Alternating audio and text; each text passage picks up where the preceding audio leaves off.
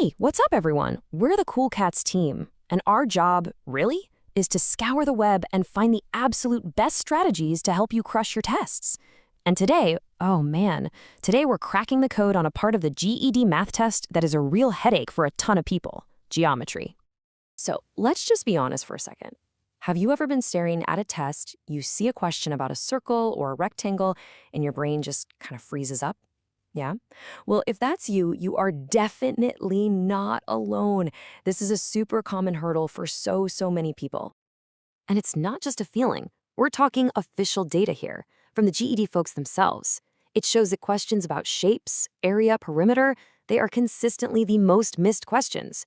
But, and this is a big but, we found this amazing strategy to flip that completely around. I'm not kidding. After this quick explainer, you might actually start hoping you get geometry questions on your test. All right, let's dive right in. I want to talk about your test day secret weapon. This is, hands down, the single most important tool you've got, and it's something that most people either completely forget is there or they just don't know how to use it right. No, seriously, just think about that for a second. What if you could walk into that GED test and not have to worry about memorizing a single formula? Imagine not having that little voice in your head going, wait, is circumference pi times diameter or 2 times pi r? Imagine all that stress just poof, gone. Well, you can, because this is it, the GED formula sheet.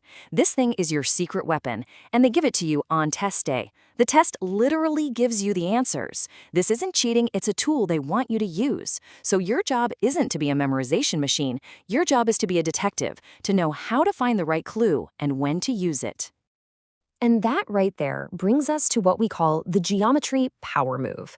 It's this super simple, super reliable strategy that turns any geometry problem, I don't care how complicated it looks at first, into a pretty easy win. Okay, so this is your new mantra. Every time you see a geometry question, I want you to think this. It simplifies the whole shebang. So let's break down what this actually means when you're sitting there looking at a problem. You know, it really is this simple. Just 3 steps. That's it. It cuts right through all that confusion. Step 1, just what shape is it? Name the shape. Step 2, you play a little matching game. Find that shape on your formula sheet. And step 3, you plug in the numbers the question gives you, and you let your calculator do the heavy lifting. That's it. It works every single time, and you know what? We're about to prove it to you right now. All right, talk is cheap, right? Let's actually put this thing into practice. We're going to walk through 2 common examples that are inspired by the exact kind of questions you're going to see on the real GED.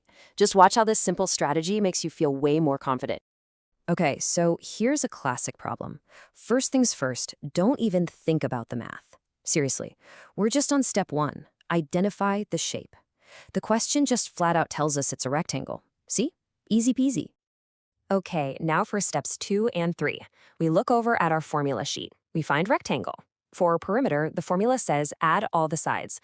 So 8 plus 5 plus 8 plus 5, that's 26. For area, the formula is length times width. So 8 times 5, that's 40. And we're done. See? No memorizing, just finding and using. All right, you're ready for another one? Let's do it. New problem, but we're using the same exact strategy.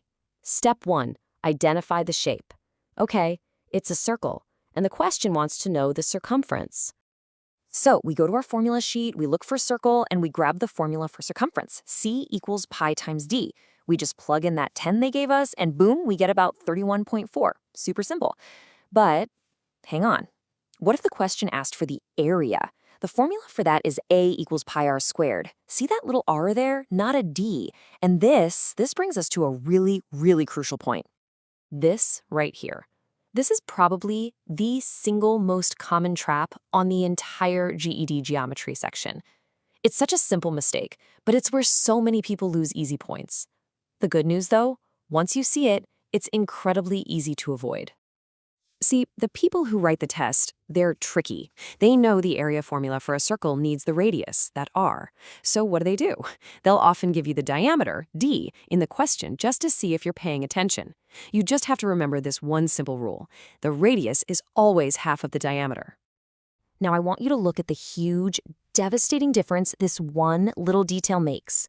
If you make that mistake and plug in the diameter, the 10, into the area formula, you get 314. And you know what's crazy? that wrong answer will almost definitely be sitting there as one of the multiple choice options, just waiting for you.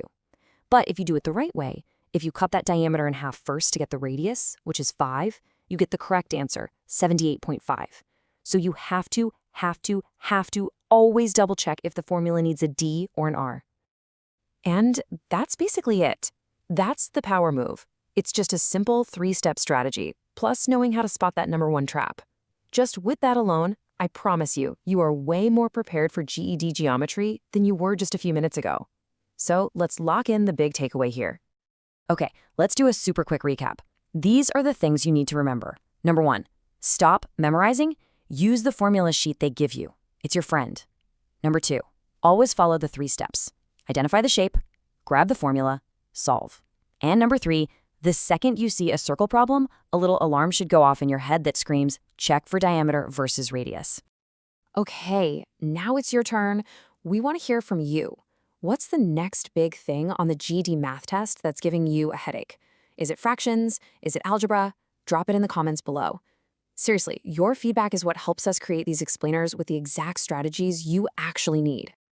Look, at the end of the day, the GED isn't a test of what you can memorize. It's a test of how you solve problems. And if this strategy helped that click for you, do us a favor and hit that like button and subscribe so you don't miss our next one. Thanks so much for watching. Now go on. Go find a practice problem. You've got this.